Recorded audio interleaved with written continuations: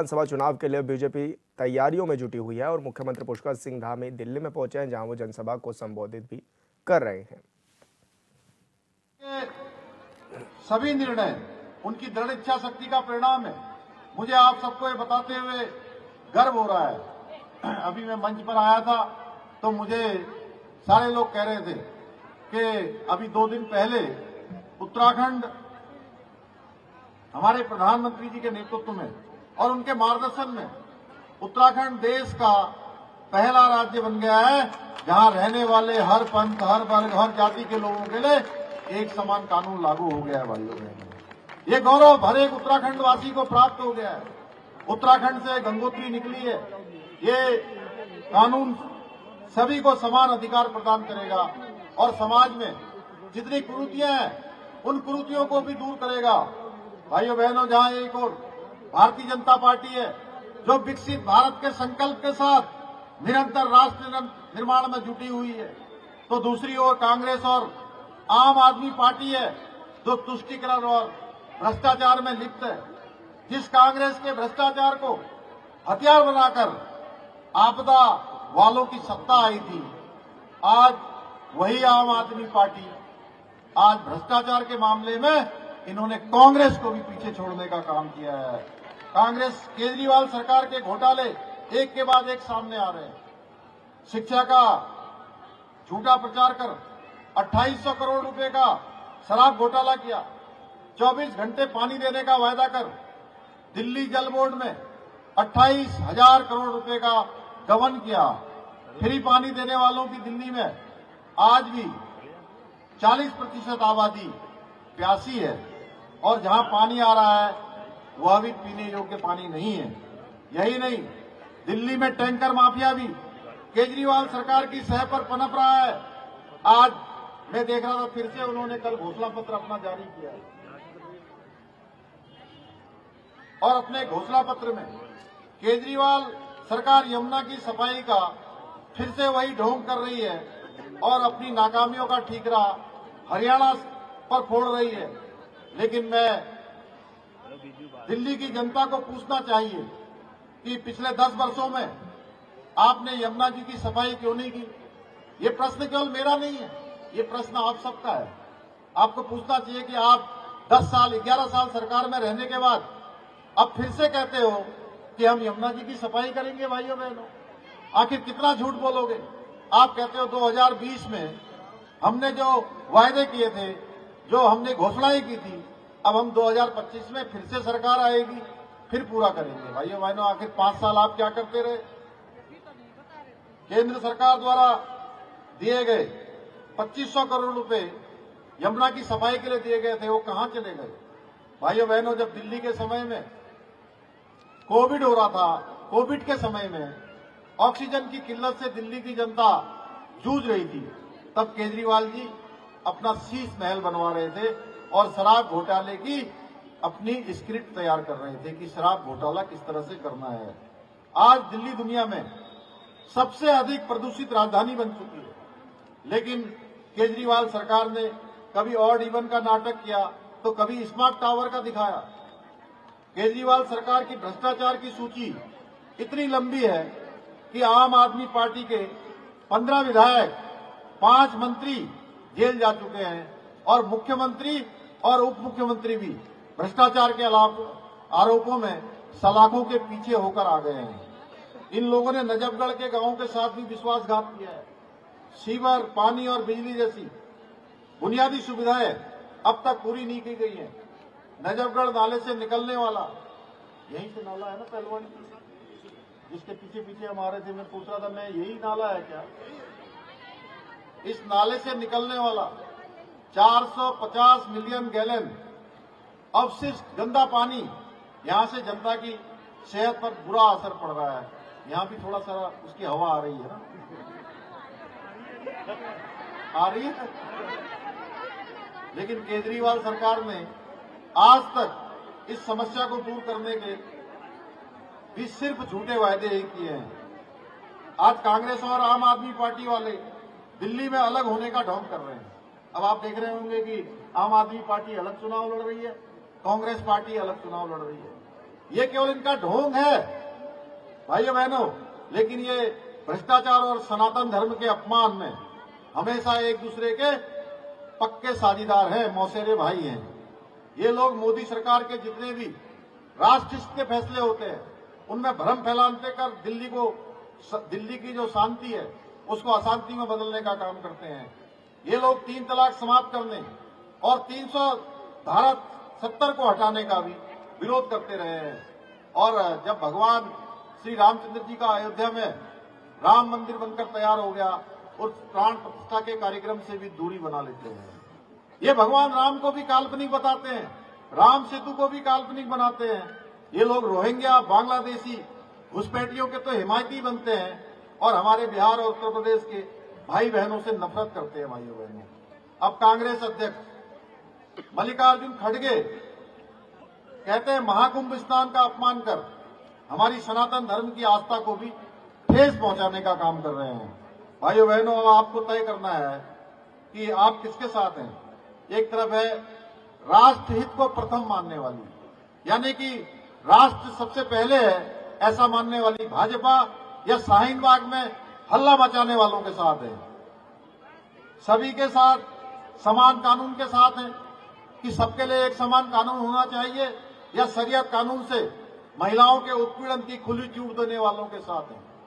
भाइयों बहनों, अब फैसला आपको करना है। भाइयों बहनों, केजरीवाल सरकार ने केंद्र सरकार की कई योजनाओं से दिल्ली की जनता को वंचित रखने का काम किया है, लेकिन अगर 5 फरवरी को आप भाजपा के पक्ष में मतदान करेंगे तो दिल्ली में डबल इंजन की शक्ति से दिल्ली का विकास संभव हो सकेगा।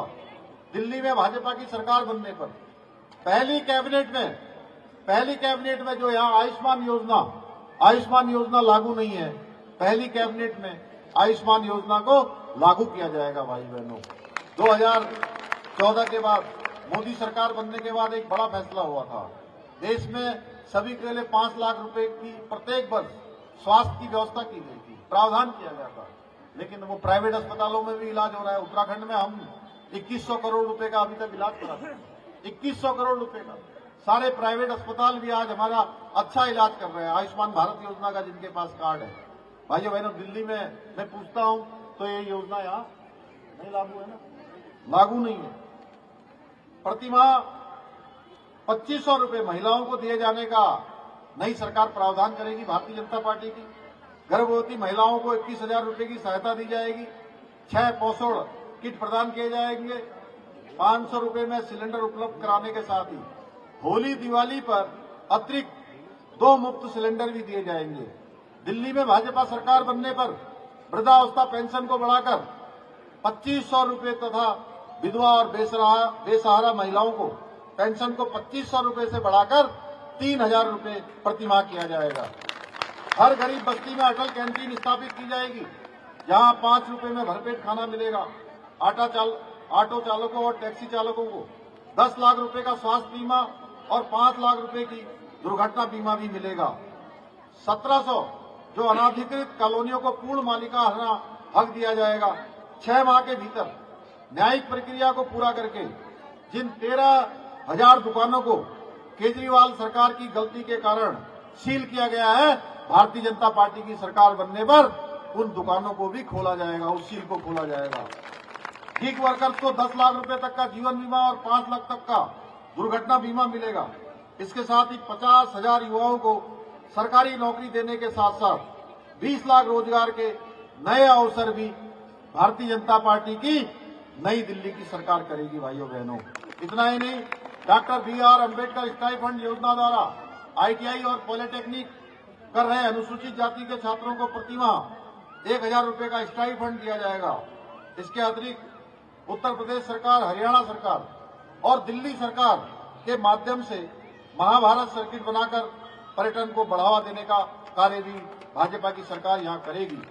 अंत में मैं आप सभी से अपील करता हूं कि 5 फरवरी को नजफगढ़ से भारतीय जनता पार्टी की प्रत्याशी श्रीमती नीलम पहलवान जी के पक्ष में मतदान करके उनको भारी मतों से विजय बनाएं और दिल्ली में भी डबल इंजन की सरकार बनाने में अपना योगदान सुनिश्चित करें। भाइयों बहनों, आज मैं आदरणीय प्रधानमंत्री जी आज किसी सभा में संबोधित करते हुए देवभूमि उत्तराखंड का आज उन्होंने एक वहां की सरकार किस प्रकार से काम कर रही है उसमें बताया किस प्रकार से आज हर घर जल से नल पहुंचाने का काम, हर नल से जल से हमारी जो जल जीवन मिशन की योजना है किस प्रकार से प्रभावी रूप से आज उत्तराखंड के अंदर काम कर रही है। पलायन किस प्रकार से धीरे धीरे वहां रिवर्स पलायन की ओर बढ़ रहा है, अनेक अवसर वहां सर्जित हो रहे हैं। कल ही वहां पर राष्ट्रीय खेलों का शुभारंभ हुआ है, आप सब लोगों ने टेलीविजन पर देखा होगा कि एक ऐतिहासिक कार्य वहां पर हुआ है। अनेक हमारे चार धाम ऑल वेदर रोडें हों, चाहे भारतमाला श्रृंखला की सड़कें हों, चाहे स्वास्थ्य सुविधाएं हों, या हमारा शिक्षा का क्षेत्र हो, परिवहन का क्षेत्र हो, हवाई कनेक्टिविटी का क्षेत्र हो, हर क्षेत्र में आज उत्तराखंड तेजी से आगे बढ़ते हुए राज्यों की कतार में खड़ा है। देश की पहली पंक्ति के राज्यों में खड़ा है भाइयों बहनों। उसका कारण केवल और केवल है हमारे प्रधानमंत्री मोदी जी के हृदय में उत्तराखंड बसता है और इसके साथ साथ उत्तराखंड में डबल इंजन की सरकार है भाइयों बहनों। इसलिए मैं आप सबसे कहने के लिए आया हूं कि आप सब यहाँ भी दिल्ली में भी डबल इंजन की सरकार बनाइए और डबल इंजन की सरकार होगी तो दिल्ली का तेज गति से विकास होगा। भारत सरकार की जितनी योजनाएं प्रधानमंत्री जी की गरीबों के कल्याण के लिए बनाई गई हैं वो सारी योजनाएं दिल्ली में लागू होंगी। दिल्ली में वो विकास का काम तेजी से आगे बढ़ेगा। इसलिए 5 फरवरी को आप सब कमल के फूल वाला बटन दबाकर दिल्ली में डबल इंजन की सरकार बनाने में अपना योगदान सुनिश्चित करें। आज के इस अवसर पर मैं आप सबको यह भी बताना चाहता हूं कि वर्तमान में जो उत्तराखंड में कल माननीय प्रधानमंत्री जी के हाथों से राष्ट्रीय खेलों का शुभारंभ हुआ है, उसका आयोजन किया जा रहा है। इस समय वहां का मौसम बहुत सुहाना है, अच्छी धूप आ रही है।